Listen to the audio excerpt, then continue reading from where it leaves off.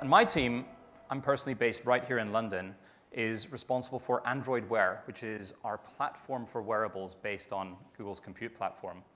And we're really working very hard to bring all of that power to you wherever you are, because a wearable product is fundamentally always right there. You can glance at it and see useful information, and you can use it to get things done as you move around the world. Now, as we started to decide what we wanted to do in this space, we thought really deeply and felt very strongly that if you look at what people wear, we all wear different clothes. We all carry different accessories. We all have a really individual sense of style. And therefore, we didn't think that a one-size-fits-all model where we would build a product ourselves would actually work for wearables.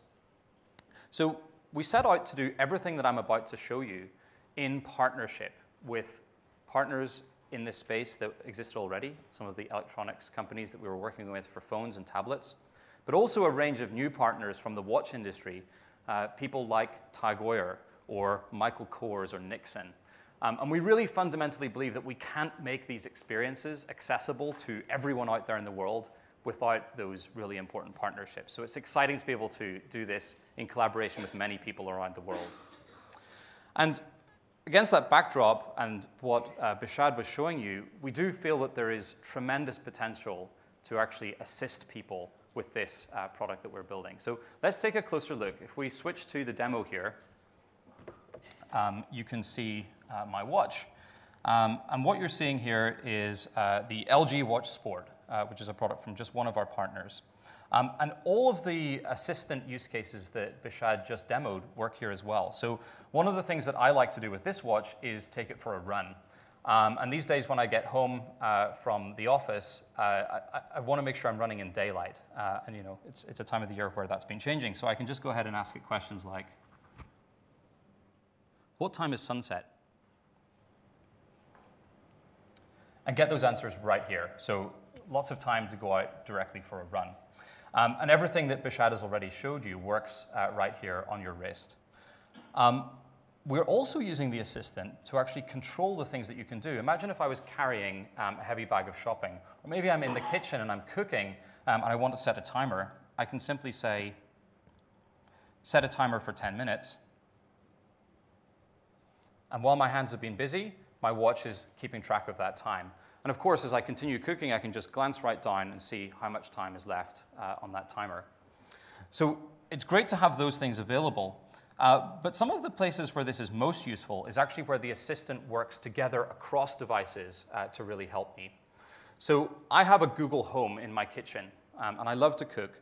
And I use it a lot for doing things like setting timers or following recipes. But I don't know about you, when I'm cooking, there are a few staple ingredients that I keep in my cupboards, like olive oil and so forth. And I always find that when I run out of one of those things, I forget to replenish it when I go shopping. So now what I do is I say to my Google Home, you won't see my watch respond here, I say, hey Google, add soy sauce to my shopping list. And I've actually told the Google Assistant where my local supermarket is. So when I walk past or walk into the store, I automatically get a card just like this that appears. And it reminds me, when I walk into my local store that I've told it, that soy sauce is what I needed to replenish. And now I can cook a great Chinese dish next time I'm in the kitchen and not have a lack of that important ingredient. So as we've refined Android Wear, what we find is that there are common pieces of information that people were asking for from the assistant on the watch all the time. Things like the weather. Or I just showed you the time of sunset. And we've actually worked hard to make it possible for any watch face, no matter what its style is, to show people those kind of information. So you can see right here, I'm looking at the weather, which is something we see a lot of questions for. But I can go ahead and long press on the watch face here and decide that maybe instead of seeing the battery, I would like to see the time of sunrise and sunset. And now, when I go home, I'll be able to see if I've got time for that run without even having to ask a question. And in fact, this is something that we heard a lot. People have pieces of information that they ask for habitually, and they actually vary a ton between people. For instance, I travel a lot between the States and the UK, and one of the things that I like to have on my watch face is the exchange rate for those currencies, whereas for many other people, that's not of particular interest. So the ability to choose the information that matters to you and have it available glanceably throughout the day is really, really valuable. And in fact, that's kind of what watches are for in the first place. The reason we have time on our wrist is to help us make decisions as we go around our days. I want to be able to look down and say, maybe we're getting towards the end of this meeting. Do I need to start bringing proceedings to a close? Or do I have time to grab a coffee before my next meeting? So we really see bringing these pithy answers directly to your watch face as an evolution of what watches have always done for us. But these products now embed not just screens and timekeeping, but also sensors. And probably what gets me most excited working in wearables, if we could switch back to the slides, is their potential to help all of us lead healthier and more active lives. So all of these Android Wear watches embed the kind of features that you would expect from a fitness tracker. You can set goals. You'll get notifications that help you stay motivated to maybe work out a bit more through the day if you haven't been so active. And they can also help you track workout sessions actively. So if you were doing the spinning with Bradley Wiggins, you'd be able to see just how hard you were working right on your wrist using some of the sensors. But with a large screen and the ability to apply machine learning to the data coming from those sensors, we're actually able to provide experiences that go beyond just helping you track what you're doing and actually show you how to work out. So what you're seeing in this video that's about to start playing behind me is a feature we built called push-up challenges. And if you have never done a push-up before, we can use that big screen to teach you how to actually go about doing the exercise, how to keep the correct form. And then when you actually start doing those press-ups, which I'm sorry, I'm not going to do right now, we can actually analyze the sensor data to see exactly how many you've done to help keep you using the correct form so that you're safe and having the most effective exercise. Now, that's just one example of how we use some of the sensors in these devices. But almost all smartwatches these days are starting to include a heart rate sensor. And if we switch back to the demo here, I'd love to show you something that I'm pretty excited about that we can do with this in the future. So this is the typical trace that you would see from the heart rate sensor on the back of this watch. And this is a trace that I'm showing you that's come just from a piece of consumer hardware. In fact, it's the watch that I'm wearing on my wrist right now. And what these little peaks and troughs correspond to is the blood flow that's measured in my wrist by shining a light in and seeing how much light comes back. And most products today take those peaks and say, look at how many of them there have been in a minute, and give you your heart rate in beats per minute. And of course, that's very interesting. But if we take a closer look, there's actually a ton more information right here. So if I draw a line straight through all these peaks, that actually corresponds to respiration, how often I'm breathing.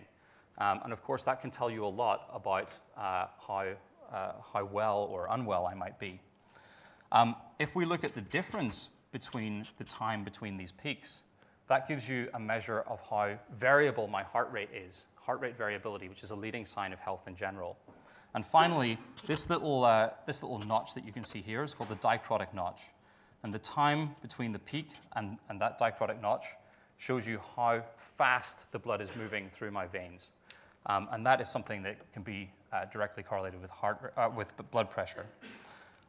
So let's take a look at this. We have with this, this is a Huawei watch, and this is a little demo that my team have built.